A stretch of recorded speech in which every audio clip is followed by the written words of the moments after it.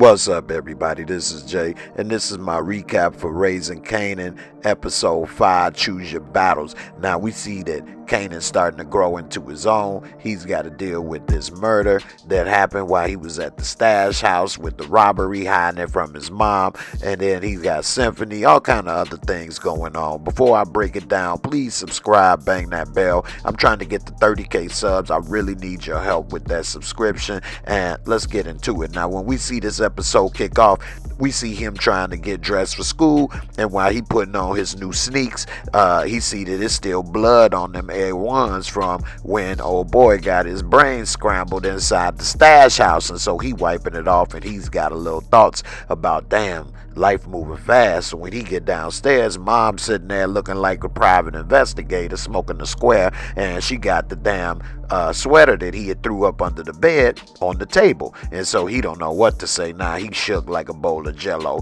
and she's saying, yeah, I've been waiting for you to say something, Kanan. You ain't been saying nothing. You hiding stuff from me. I'm tired of you hiding stuff from me. And so he was about to try to start lying, and she knew it, and she basically checked him and told her, hey, I can't trust you no more. You need to do what I told you. Stop playing these games. Meanwhile, we see that Malcolm Howard is sitting there investigating. He see inside the stash house mom spaghetti on the floor. We see his detective, nurse Betty checking it out. They see that the damn reinforced door in the basement, so they know something was up. Meanwhile, we see Marvin telling the story as if he was the Terminator, blasting everybody left and right, and they said, shut up, you full of it. And Rock was checking his ass, and so he's all shook, and she say, I know Kanan was there, and so he was about to start lying as well, and she said, don't even start, you messing up. That's why I can't trust you. You keep forking up, and you should be ashamed of yourself because you can't keep stuff together. And so he was about to start saying something, but Lulu laughing at him or whatever, and it pissed him off. And so now he tried to cover for Kanan, but she told him to Kanan off limits. And so as Lulu was laughing this, that, and the other, he tried to get at Lulu saying, yeah, who you laughing at? Want to be Quincy Jones? You the one that sprung with, you know what I'm saying, little Mamacita. Meanwhile, we see Kanan, he had his little Saturday school, and he's sitting here talking with Symphony. He got a little Brooklyn Bridge built up by the toothpicks, like he was in Undisputed with Wesley Snipes. Meanwhile, they starting to bond and become friends, and it seemed that Kanan is starting to like Symphony. He even said he always teaching. I like that. Meanwhile, after they leave, Marv and Lulu, they kind of beefing like brothers. They going back and forth. He telling them, dude, you keep messing up. You didn't put Kanan in jeopardy. You know, you what is wrong with you? And then while he was leaving, he said, yeah, well, your ass is the one tricking off. You spending all that money. You ain't no damn producer. What the hell you think you is? And so they start fighting. They back and forth in the middle of the sidewalk, and they fighting like brothers, rolling around. Next thing you know, 5-0 roll up, and they tell them basically, y'all cut it out, for we had to get out the car and put y'all ass in jail. So they stop. He roll over, light a square, and he laughing at him, and he telling him, man, you ain't got it together, man. And he grab his nards and say, man, fork you. Meanwhile, we see that Detective Howard is going, and he's talking to his doctor, and she basically telling him that he's about to die unless he get a bone marrow transplant. And he said he don't have any family or anybody. He said, should I get my affairs in order? She said, you definitely need to stop smoking the squares in order. But he's sitting here thinking about what he need to do. Meanwhile, we see Famous looking at these little pictures in Poppy's little playhouse, and he's saying, hey, what are you doing? You can't look at the picture. You got to pay. You know, buy, get our store. And so he's saying, man, looky here, man, this the type of honeys I'm gonna have once I become famous in my rapping. And so Jukebox and everybody telling him, yeah, right. And he like, man, what? And she said, yeah. He said, you ain't had none. And so she basically said she done had a little something. And so he like, man, you supposed to give it to me. Kanan like, man, chill. He like, man, the hell with that, man. Like, I've been here all this time. How you giving it up to somebody else? Then they start talking about what happened at the stash house. And then they start saying that it's probably Davina that gave him up, and Kanan ain't like that, so him and Jukebox fall out. He tell Jukebox, watch your mouth, and so Jukebox and them, they leave. She tell him, hey, hold up, and he said, look, don't say nothing like that. You need to watch what you're saying, because I come at you. And so he basically threatened Jukebox over Davina. And Jukebox got pissed. She got furious and she walked off. And he was sitting there still looking like, damn. Anyway, don't mess with my sugar. And so we see Rock is now putting her plan in motion that she done stole from Symphony without him realizing that she putting together the new Carter, New Jack City. And so we see in one of the apartments she want to take, Uncle Ruckus walk in. Uncle Ruckus lived there. He talking about he ain't giving up his apartment. She's smoking the square. Next thing you know, we see Marvin putting the foo fops on Uncle Ruckus. He had nice little Kool-Aid lips busted open. And so he's starting to get his mind changed real quick. And she said, look here, Uncle Ruckus, I'm going to give you this little something money and you need to move on out or else it's going to bring the ruckus for real. Meanwhile, we see Famous catch up with Jukebox. She pissed, but he tell her, why don't you come to the studio with me? You can sing on the hook. We can make something work. Let's go. And so she decided to go. Meanwhile, Mr. Bookman, he upset that they didn't beat Uncle Ruckus. He telling them they can't do this. Y'all can't be taking over. You can't be putting holes in the wall. And she just telling him, man, shut your fat ass up. And he's talking about the inspector and they like, man, whatever. So she telling Marvin her plan about having the connected apartments. Meanwhile,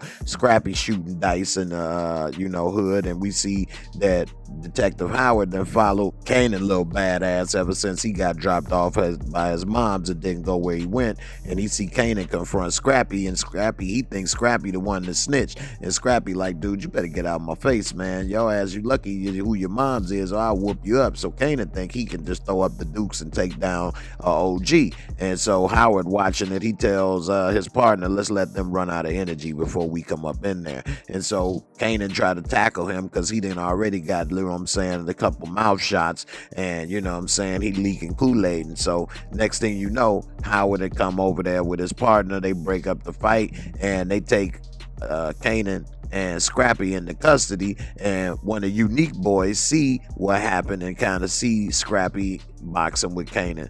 Meanwhile, we see Rock going to check on the stash house and Poppy all in the business. How much you pull in there, huh? I needed more money, huh? This is too much in my business, huh? You need to give me more money. She said, this ain't your business no more. This is mine. And he was furious. He was pissed. First of all, he taking orders from a woman and she got his balls in the grip. Meanwhile, we see Kanan trying to put a little, stop to that leak of Kool-Aid, and he giving Scrappy the mean mug, and Howard is asking him questions, and he don't want to say nothing. And he said, look, man, either you can talk to me here, or I can have your moms come down. Meanwhile, we see Symphony come on up in there, and he started telling him, you can't hold him here. And he said, look at this, another person with a degree from nowhere. And so he see on the computer when he started checking out Kanan that his dates don't match up, and it got him thinking.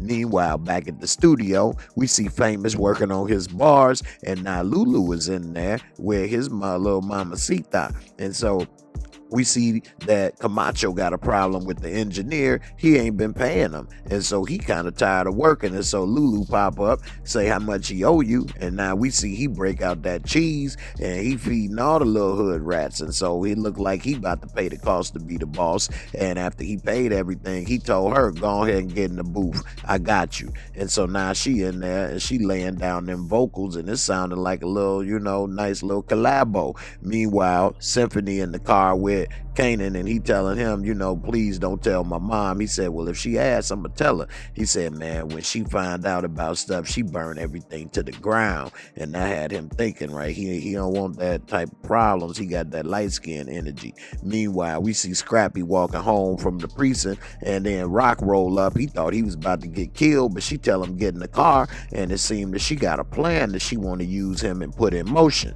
Meanwhile, Jukebox is with Madonna, and they getting fresh. She all on top of Madonna, you know what I'm saying, getting that good.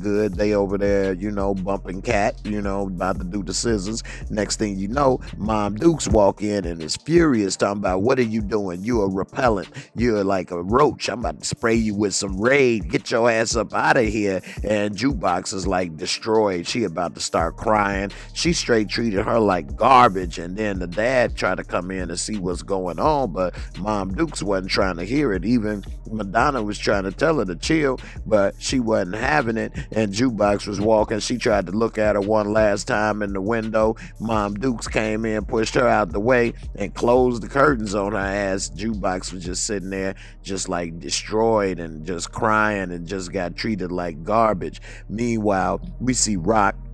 She's sitting at the house. She said, this is probably one of the dumbest things I ever did, but I'm going to teach you the old special recipe, just like Mama used to make. We about to make that butter, baby. And so she started teaching him how to cook that work, told him to cover up that nose before he get high on his own supply.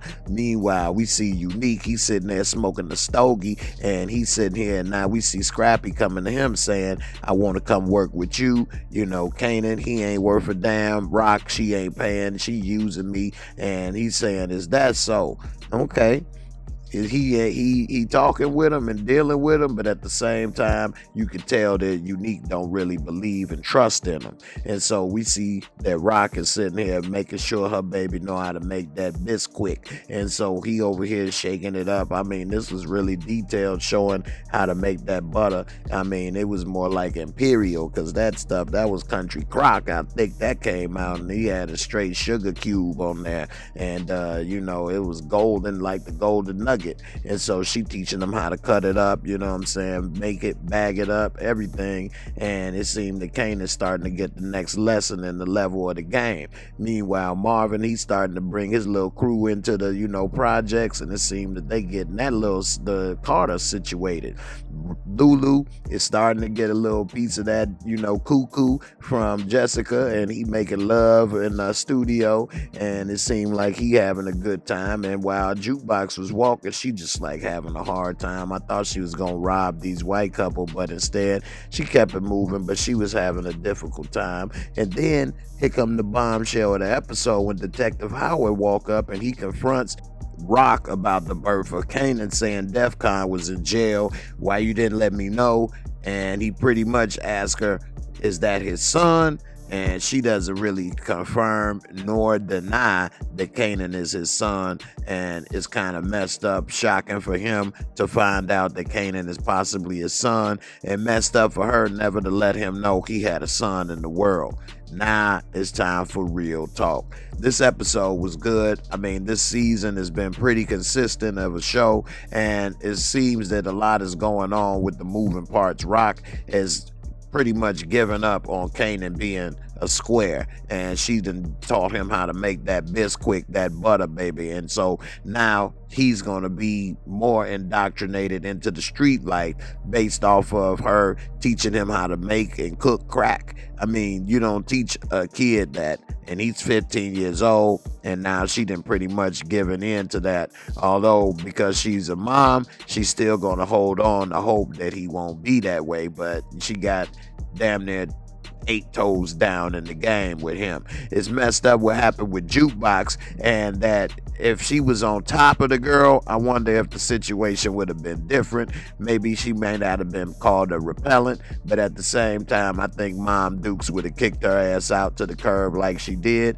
And it was already alluded to earlier that Madonna was saying her parents ain't understanding on everything, but it seemed that her father was a little more understanding, and he was trying to see what was going on, and it seemed that he liked Jukebox and everything, and that he would have not as been as reactive as the mom. So I would have wondered how that would have went if the dad found out. It probably would have went a lot differently. And Lulu, it seemed now he paying the cost to be the boss. He about to be the next P. Diddy up in here, getting all the producers and rappers and musicians together, pay for everybody to get up in there. And now it seems that he got crowned Camacho by the nose. And I do mean that Booger Sugar nose. He got him under control, and now that he's hooked on that powder, he don't have any of his bills paid. He now has control. He's going to get legitimized, and then once he's legitimized, he can then use that to get more artists, more producers, more studio time,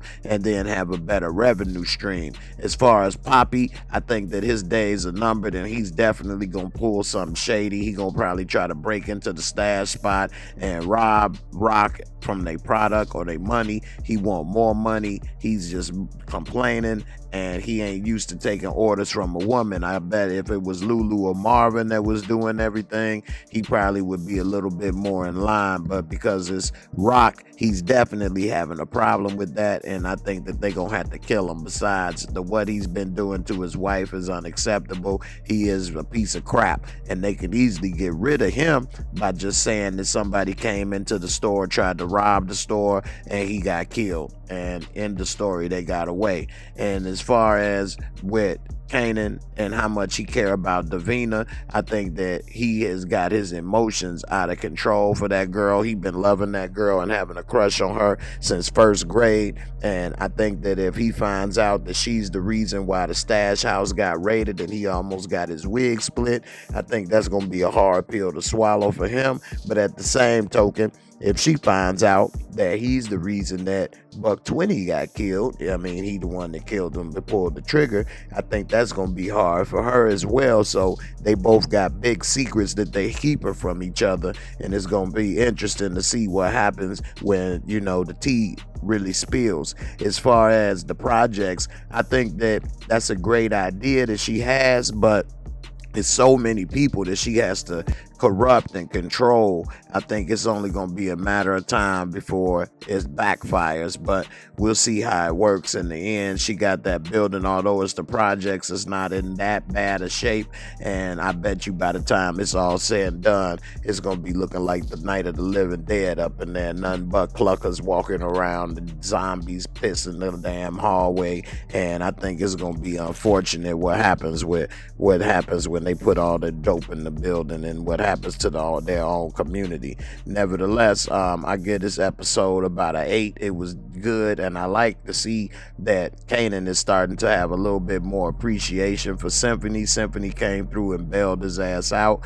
I don't know if Symphony is really ready for this life. I think he making a mistake getting involved with them, but at the same time, it is good to see that Kanan is starting to have appreciation for what's going on, and we'll see how far that go and how long that lasts. And what's messed up is Symphony has no idea that his ideas and what he says is being used to you know, create a drug empire. So I doubt when he was talking about the building and being able to look down and see everything, that Rock was going to use that information to create the Carter. So we'll see what happens in the end. He better be careful dealing with her, because she ain't got no time for no games, and she will come after his head.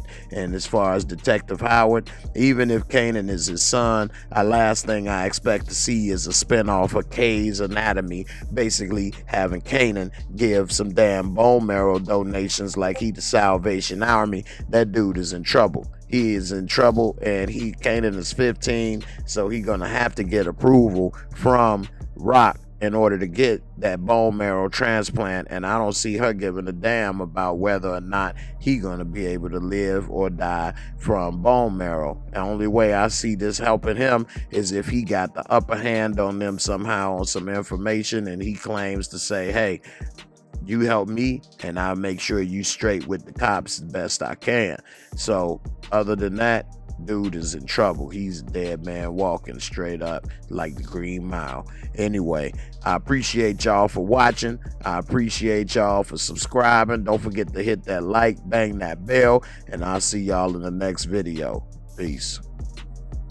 Thanks for watching. I hope you enjoyed the video. Please hit that like, subscribe, bang that bell, and I'll catch you on the next one. Peace.